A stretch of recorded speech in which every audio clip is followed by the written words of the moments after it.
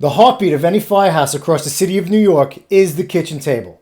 It's where we break bread, break balls, and break everything in between. They say all the world's problems can be solved at a firehouse kitchen table. I don't know how true that is, but what I do know, it's what I miss the most.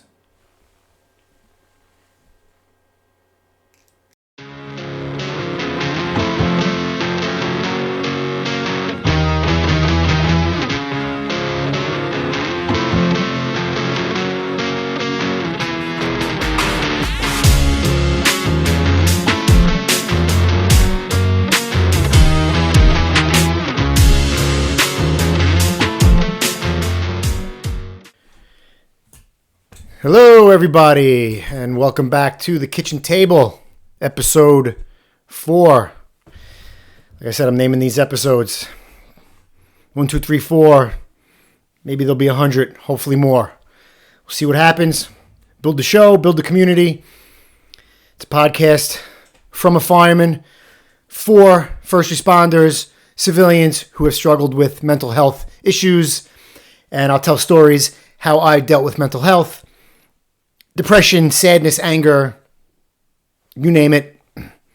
These are stories from me, regular guy, first responder, New York City fireman, who had to deal with many mental health issues back in the day and still today. If I don't stay on my daily disciplines and daily program, every now and again still have to deal with issues of mental health.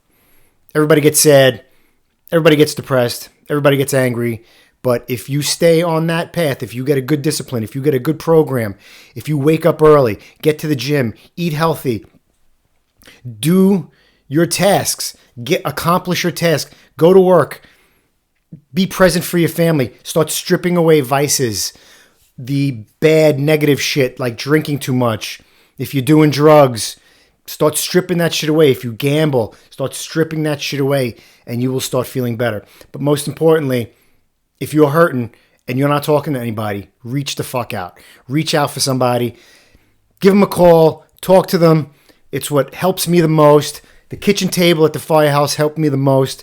I don't have that much anymore, so I'm trying to bring it to you. And I'm trying to bring it to you so it can help me. Let's help each other. And we can learn from each other. And we can do this together. Because it's a fight that never ends.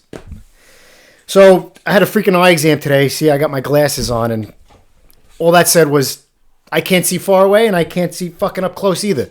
I can only see right in the middle. So if everything stayed 6 feet away from me, I could see it. People, words, don't get old, people. 50 years old and the eyes started going a couple of years ago. So there's that. So today I got the glasses on. Maybe next week I'll have the new frames. Looking good. Anyway, trying to build this podcast in chronological order. Story of my life, bits and pieces. Not divulging too much because maybe we'll go back in future programs and tell stories about other things, but trying the first few episodes to get to a certain point in life. Basically right around here with lots of shit mixed in between. And then come down the road, we'll get the brothers on the podcast, we'll get some friends on the podcast, and we'll start telling stories from the past of fires, of fucking subway incidents, car accidents, just being in the firehouse, shooting the shit like we're at the kitchen table. Because that's truly, truly, truly what I miss the most is the brothers, above all else. So I think I left off that was working at 220 engine, relatively new firefighter, just getting off probation, learning the job, bonding with the guys, having a good time. But the work for me was unfulfilling. We weren't going to work enough for me. I have a shit ton of energy, especially when I was 30, 31 years old. I still have a shit ton of energy. All I wanted to do was go to work, was go to fires. Every single time I went into work, every tour I went to, I wanted to go to a fire. Is that sick to say? Because fire really destroys people's lives. When we show up to a fire, I mean, even if it's a small one, it destroys people's lives for years, sometimes forever, unfortunately. But in my case, if there happened to be a fire, I wanted to be there. and I was hoping for a fire every time I went to work. And if you're a fireman and you don't want to go to fire, I've said it before, find another fucking profession. If you're a cop and you don't want to lock up bad people, find another profession. If you're a paramedic and you don't want to help sick people or injured people, find another fucking profession.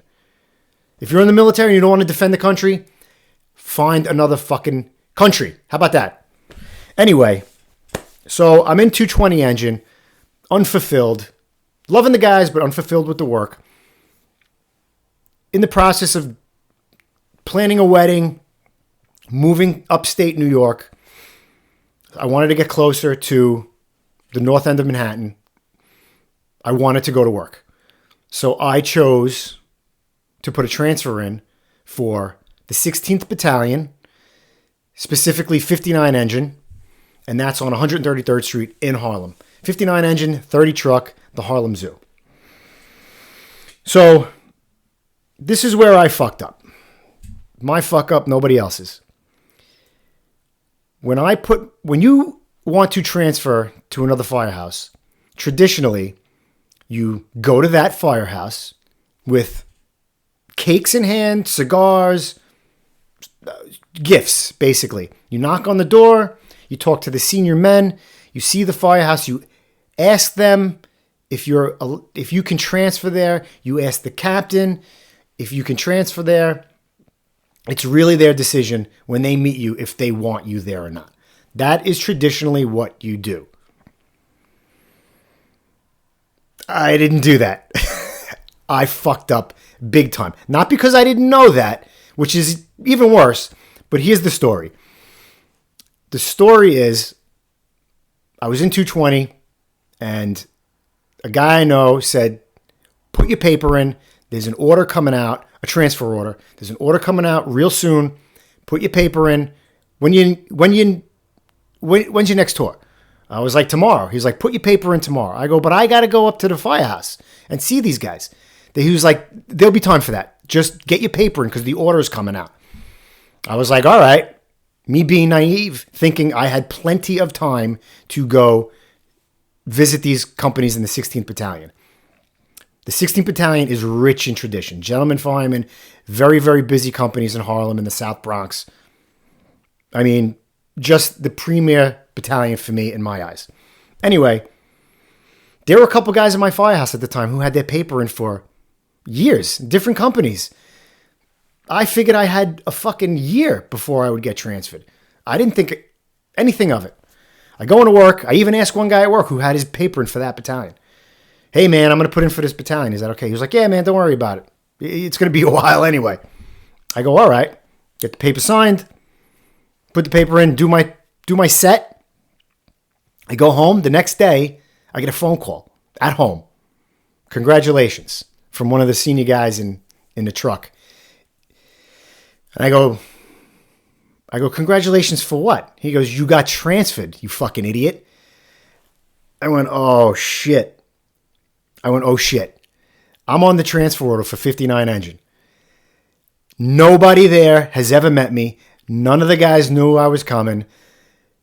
None of the guys knew anything about it. So that usually means a guy gets lifted because he's punished, or he's such a bag of shit that he's forced out by the men, and the job punishes him by putting him there.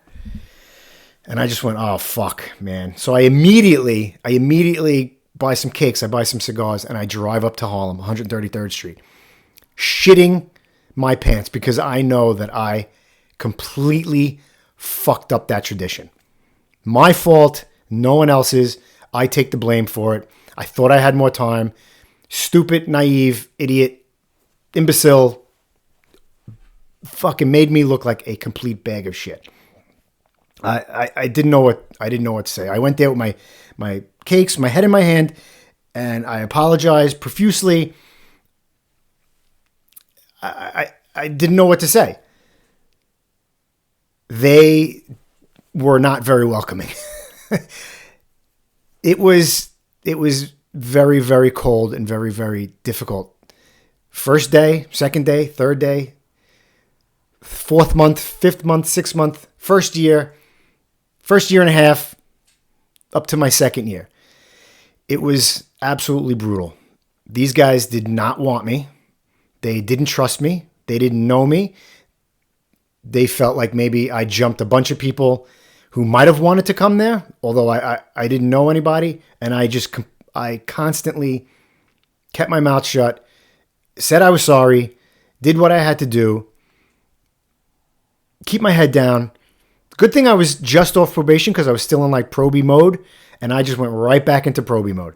I was in the sink all the time. I was there early. I was cleaning the house as best I could. I was doing all the fucking things probies would do. Nobody would fucking talk to me. Very few people would talk to me. And the guys that did talk to me fucking berated me, treated me like shit, bullied me. It was really very, very difficult time for me. But that being said, I had gotten transferred to a place that was very, very busy. It's exactly what I wanted. And the house had the reputation of being an extremely tough house to be at. They've bounced guys out left and right. They transferred in and transferred right fucking back out. Probies that got assigned there, and they were too tough on them, and they fucking transferred out. As a matter of fact, when I found out I got transferred, I had to go back to my other firehouse and pay back a tour or two, get my gear. And one of the guys there said, he goes, "You know where you're going, right?" And I went, "Yeah, 59 Engine, the Harlem Zoo." He goes, No, you don't understand.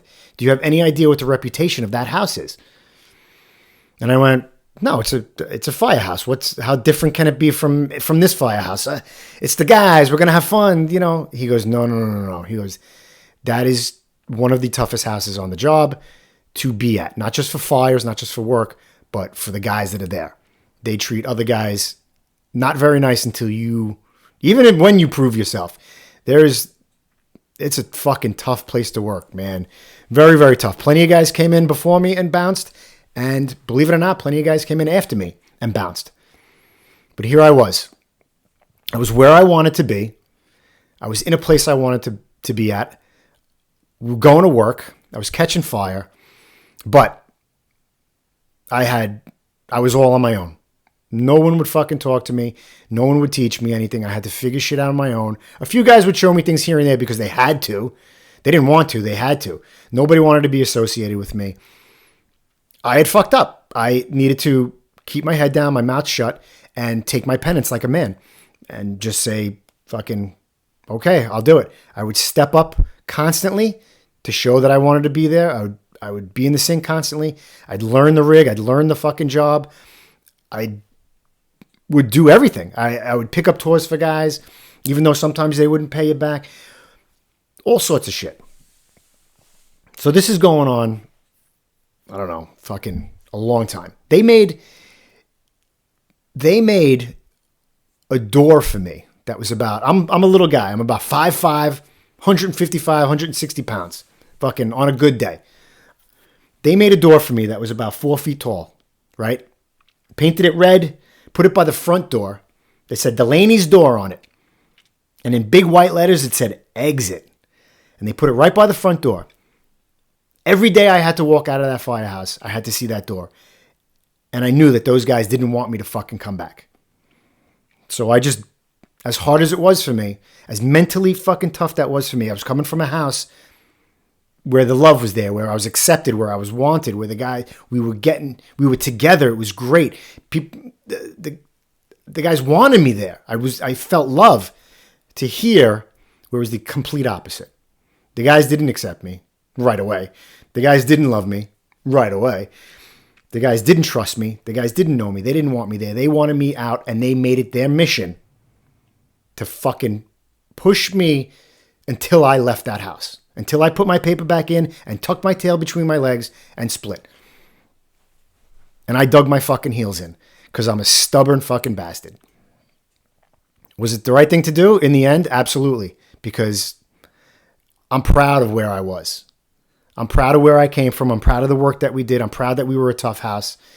Because that taught me to be tough in fires, be tough with the new guys, because this is not a fucking easy job. It's a dangerous job. Lives are on the line. Those guys' lives are on the line. And that's one of the things that they fucking hated about me. That, yes, I skirted tradition. But number two is, they don't know me from a hole in a wall as far as fighting fire. They don't know how I operate. Now I'm just another liability that they can't trust. They got to trust their life with me? They don't trust their life with me. So that was another reason. I could get somebody hurt because they don't think I know what I'm doing. I came from a very slow place. And now I came to a fucking rocking place. Big difference. Anyway, these guys made this door. And every day I had to look at it and walk out of that firehouse. And I'd go home and I'd be completely depressed. It was affecting my family life. It was affecting my fucking social life. It was affecting life in the firehouse because I wasn't talking to anybody. I didn't know what to do. So I just dug in and I tried my best to just fit in and apologize and be there. And I was at the firehouse all the time. Now, mind you, the first year of this stress, which was wrecking my brain, I was depressed. I didn't want to go back to work ever. I'd leave that firehouse and I didn't want to go back. And I was so fucking depressed that I'd have to pick myself up and go, fuck, I got to go to fucking work again. Only for the guys. Hoping that we'd be so busy that we'd be out the door and we wouldn't be idle in the firehouse where guys would have a chance to fucking either pounce on me or not say anything to me. The silence from a fireman is worse than a guy breaking your fucking balls. Seriously. If a guy breaks your balls a lot and he's teaching you, he probably really likes you, but he's just testing you. If a guy doesn't fucking talk to you at all, that means he probably doesn't like you and doesn't want to associate with you and wants you fucking gone. And most of these guys didn't want to talk to me. Deservingly so. My fucking bad. So they make this door. I got to see it all the time. And it's breaking me down. It's breaking me down. I'm dealing with this new firehouse. I got married. My mother died of cancer. And I had a son all within that same year. So talk about stresses from the park police and my father dying and breaking up with that girl and 9/11, all those stresses at once or in a year or two to now I have all these stresses. Buying a fucking house is super stressful. Getting married is super stressful because you're building a family. Having children is stressful. It's happy, but it's stressful. Then I deal with the death of my mother, which was horrible. So 4 or 5 super stressful things in a short amount of time, it was almost overwhelming. Again, I started getting those feelings of, I just don't want to wake up. I want to go to bed, go to sleep, and not fucking wake up in the morning and be done with it. That's all I wanted. I wanted to die. I wanted to leave my family. I wanted to leave the job. I wanted to leave Earth. I don't know how I got it through. Maybe from the half discipline that I have. I was still trying to work out. Still trying to fucking do the right thing. Trying to be present for my family. I was drinking too much again. It was affecting my weight. Even though I was trying to eat right, I was a complete fucking mess. I wasn't sleeping. My son didn't sleep for 2 years. I wasn't sleeping at the firehouse. I was at the firehouse all the time. My wife was taking the load of the kid. The brunt of the work. It was unbelievably stressful year or two when I first got the 59 engine. One day I came into work and the door was gone. And I went, oh, fuck. What the fuck happened? This was about 6 months. I want to say it was like 6 months after I was there, looking at that door every day. It said exit on it. I came into work one day and it was gone. I don't know where the fuck it went. But what I do know is there was a lieutenant there. Tough as balls lieutenant when I first got there. Fucking guy would eat fire. Man, I would fucking go into the pit of hell with this man. Tough bastard. Broke my balls, but he seemed to be the guy that whenever he'd see me in the sink, after I was there a little while, whenever he'd see me doing stuff, he'd come over to me and be like, is anybody fucking helping you out? How you doing? How you holding up? You know, he wouldn't really do it in front of anybody because everybody was on the same page with how they felt about me or wanted to feel about me. And I'd be like, I'm all right. He would say, you want to fucking tell these guys to ease off? I'm like, no, don't say not. Please don't. I'll just keep doing my thing. But he would break my balls too if I fucked up. And I fucked up plenty. Everybody did. That you're not learning if you're not fucking up on the job. But it was nice to know that it sounded like somebody cared. This guy was, this fucking guy, one time he had a bunch of us in his office. Like he had the engine in his office. He was an engine officer. And there were four or five of us. And he was talking about something. It was about the hazing and the ball breaking in the house. And it might have been getting to him. And he's like, we might not like each other in the firehouse. He goes, as a matter of fact, I don't even like some of you people in the room. And we were like, we all looked at each other and were fucking like, he was talking about you. Is he talking about me? Who knows? It was, once we left the office, it was funny, but it was like, he hates us. He hates me. He hates me. He's talking about me. Anytime something bad in the firehouse happened, I thought he was talking about me. Anyway, this door disappears. And it turns out, and I was happy, but I was super nervous because I didn't want everybody to think that I was whining that the door was gone. I never whined to anybody that the guys were breaking my balls. I never fucking cried to anybody about guys messing with me or hazing me or fucking with my shit. I just took my medicine like a man, like I should have, because I fucked up. So I deserved it. It was hard, but I definitely fucked up and deserved it. He had the door removed. He finally said, that's enough. He's had enough. Take the fucking door and get it out of here. That's what I heard. That he had the door removed. So the guys took the door out. And then when I heard that, I had to go running around to everybody. Senior men down. Guys, it wasn't me. I didn't fucking complain about the door. I didn't cry about anything. And they were like, shut the fuck up, asshole. We know it wasn't you. It was somebody else that had the door removed. But it was some other fireman that they were breaking balls as well. But he had been there a little while. And they were making a door for him. And he cried about it. Whatever. So he cried to the officer about it. The officer had my door removed as well as the other one that it wasn't even made yet, I don't think. But they were working on it. So that's what happened with that. So I had to run around and start telling guys that I didn't do anything. And that was hard too, because I'm like a little bitch. Oh, I didn't rat. I didn't say anything. I didn't rat. Because I didn't. And they knew. They knew. As tough as they were on me in that the first 6-7 months, they knew that I was turning out all right, even though I fucked up tradition. They knew. They saw me working. This whole time we were going to work. We were going to fires all the time. We were doing other stuff all the time. Just very, very busy. And they saw that I was working okay. They saw that I was learning. They saw that I wanted to be there. And they started easing up on me a little bit at a time. A little bit at a time. We were starting to get new guys in. And I was getting guys under me. So I was becoming friends with them. And then we started getting a big influx of new guys. And a lot of the senior guys were leaving.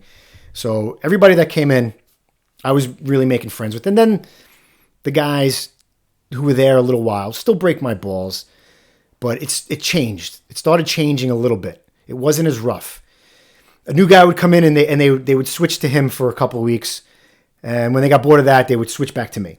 So I still was doing the right thing. I was still keeping my head down. Still keeping my mouth shut. Still doing all the chores as much as I could. Still stepping up. Still stepping up. You're going to hear that in the fire department all the time. But the point I was trying to make is that 6 months to a year, first 6 months to a year was so stressful on me. I was depressed all the time because I wasn't, number one, wanted by the house that I wanted to be in. I wasn't feeling the love from the guys. Yes, I got my wish because I was going to work. But it wasn't the same as the first group of guys I was with. In time, it would change. In time, things would get better and the craziness of the firehouse and the funness would happen. But it took a little while to fully get adjusted to that place, for them to fully adjust to me, to finally let go. Maybe they were holding shit on me, just as much as I was holding shit in. And when it finally let go, and that's another story that'll be in the next episode. Still in the time of this year to 2 years of trying to fit into this place and the ball breaking that happened. Another incident that finally broke the camel's back with those guys and with me. And it was either, at that moment, I was fucking going or I was staying and you guys were fucking knocking this shit off. And that was that. So I'll talk about that in the next one. Like I always say, it must be true if you heard it at the kitchen table. See you at the big one.